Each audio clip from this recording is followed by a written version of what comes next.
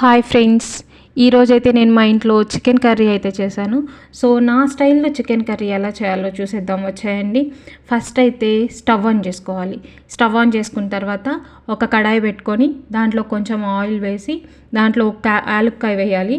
యాలుక్కాయ smell and flavour కోసం. So దానిలో ఒక కట్ చేసుకున్న ఆనియన్, 2 గ్రీన్ చిల్లీ వేసుకొని అవి మంచిగా ఫ్రై అయిన తర్వాత ఒక టమోటా అయితే వేసుకొని అవి మంచిగా ఫ్రై అయిన తర్వాత కొంచెం కరివేపాకు, జింజర్ గార్లిక్ పేస్ట్ వేసుకొని గిరాగిరా తిప్పేయాలి. సో అవైతే మంచిగా ఫ్రై అయిపోతాయి. ఆ తర్వాత మీ టేస్ట్కి తగినంత కొంచెం కారం, పసుపు, ఉప్పు వేసుకొని అవి గిరగిరా తిప్పేస్తే అవి ఫ్రై అయిపోతాయి.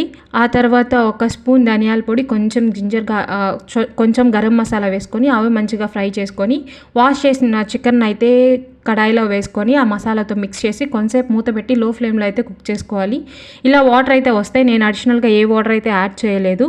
సో ఆ వాటర్ దగ్గర పడేంతవరకు అలానే కుక్ చేసుకొని లాస్ట్లో కొత్తిమీర వేశాను. సో నేనైతే చికెన్ కర్రీని రాగి సంగటితోటి టేస్ట్ చేశాను. చాలా అయితే బాగుంది. ఇక్కడ మా పాప అయితే టేస్ట్ చేస్తుంది. Thank you. సబ్స్క్రైబ్ చేసుకోవచ్చుగా ప్లీజ్.